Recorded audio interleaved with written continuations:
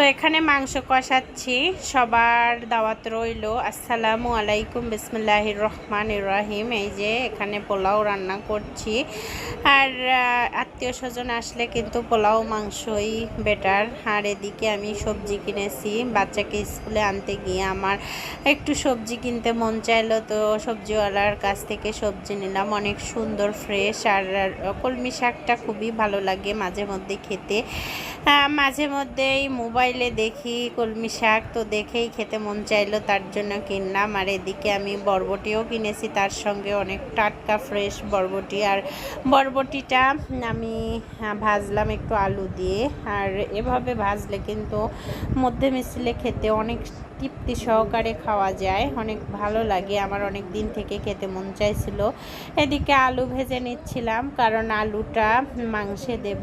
আর আমার আরবটা খুব আলু প্রিয়, আমার আমি আরও, তো আমাদের সবারই আলু প্রিয়। তো এই যে মাংস দিয়ে দিলাম, যেহেতু ঝটপট রান্না করব, আর ছেলেকে আনতে গিয়ে একটু লেট হয়ে গেছে, তার জন্যই মূলত আমি এই মাংসটা প্রেশার কুকারেই উঠিয়ে দিচ্ছি সরাসরি।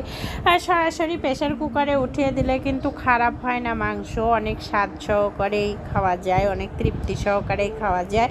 তো এই যে সব কিছু দিয়ে সুন্দর করে হাত দিয়ে মাখিয়ে নেব এখন। তো মাংসের কালারটা দেখেই বোঝাই যাচ্ছে দেশি গরুর মাংস, আর মাংসটা অনেক সুন্দর, আর চর্বি মানে সব কিছু মিলিয়ে অসাধারণ। আর এই যে মাংসটা আধা ঘন্টার মতো আমি জাল করে নিয়েছি ঢাকনা দিয়ে, আর অন্য পাতিলের ছোট্ট ঢাকনা দিয়ে ঢাকলেই কিন্তু হয়ে যায়। এটাতে প্রেশার কুকারের ঢাকনা দিলে কিন্তু রাবার একদম নষ্ট হয়ে যায়, আপনারা ভুলেও এই কাজটা করবেন না।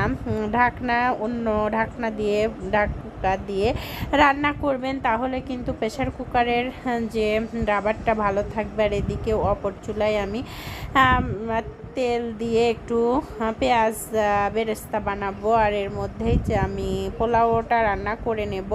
আর এদিকে পোলাও হচ্ছে, এদিকে মাংস হচ্ছে, আর দুই চুলা থাকলে কিন্তু এই সুবিধাটা। ওদিকে আমি রাইস কুকারে ভাত বসিয়ে দিয়েছি, অলরেডি হয়ে যাচ্ছে ভাত। আর আমার আব্বা যেন চলে আসছে অলরেডি কাছাকাছি, তার জন্যই মূলত এত তাড়াহুড়ো করে রান্না করলাম। আর আত্মীয় স্বজন আসলে কিন্তু আসার আগ মুহূর্তে রান্না শেষ না হলে একটু মনের মধ্যে খারাপ লাগে। তো এই যে বেরেস্তা কিছুটা উঠিয়ে নিয়ে এখন দিয়ে দেব চাউল। আর চাউলটা এই যে আমি চিনি গুঁড়া চাউলটাই ব্যবহার করি এখানে। পোলাওর চাউলটা চিনি গুঁড়া চাষি চিনি গুঁড়া চাউলটাই খুবই ভালো লাগে আমার কাছে, অনেক ভালো, সেজন্য আমি এটাই ব্যবহার করছি। তো এই যে মাংসের ঝোল দিয়ে ঢাকনা দিয়ে প্রেশার কুকারে হুইসেল বাজালেই হয়ে যাবে মাংস কিছুক্ষণ জাল করলে। আর এদিকে আমি কিশমিশ বাদাম দিয়ে দিলাম পোলাওতে। আর পোলাও দেখেন কি সুন্দর, নিচের দিকে একটু পানি পানি আছে, তারপরে একটু নাড়াচাড়া করে ঢাকনা দিয়ে চাপা দিয়ে দিলেই হয়ে যাবে। ডিম আছে একটু মিডিয়াম আছে, দিয়ে দিলেই হয়ে যাবে। যে হয়ে আসছে কি সুন্দর দেখেন, ঝরঝরে পোলাওর এই একটা কেরামতি অনেক সুন্দর হয়, মানে বলক উঠে আসলে তখন একটু তেল দিয়ে দিলেই। আর এর মধ্যে আমার আব্বাজান এসে হাজির, তো মাছ এনেছে আমাদের পুকুরে, মানে শ্বশুরবাড়ির পুকুর থেকে মাছ মেরেছে। তো আমাদের বাড়ির কেউ নেই যে এরকম আসবে, তো আমার মানে আমার বর বলেছে যে আব্বা আপনি এসে দিয়ে যান, টাটকা মাছ খাবো সেজন্য।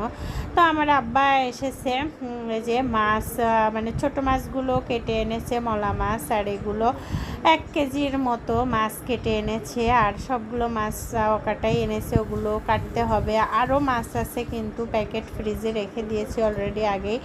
ওই মাছটা বিশাল আকারের মাছ, ওইটা কাটা ধোয়া পাইছি, তো সঙ্গে সঙ্গে ফ্রিজে ঢুকিয়েছি। আর এদিকে মাংসটা হয়ে গেছে অলরেডি, মশলাটা দেব শুধুমাত্র ব্লেন্ডারে শুকনা মশলাটা। আর এদিকে আমার মেয়ের কাণ্ড, অনেকগুলো আম কেটে ফেলেছে, ওর নানুকে খেতে দেবে, তো খাবে।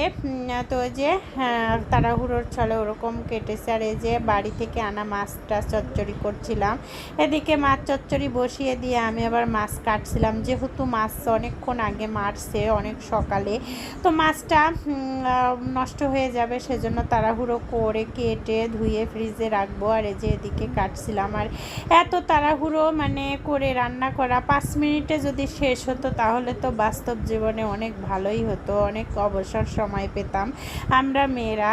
অনেক মানে এত কাজ, তারপরে ওই যে দ্রুত করে ফেলছি, কারণ ওই যে 5 মিনিটের ভিডিও ছাড়ছি সেজন্য। আর 3 মিনিটের ভিডিওটা ছাড়াই বেশ বেটার আমার কাছে। এখন এই যে বড় আকার হয়ে গেল, কি করব, তো আত্মীয় স্বজন আসলে কি কি করলাম তার জন্য এই বড় ভিডিওটা ছাড়ছি। দয়া করে সবাই কন্টিনিউ করবেন।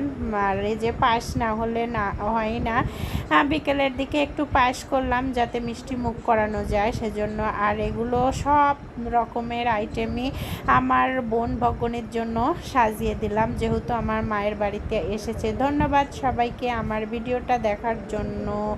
খোদা হাফেজ।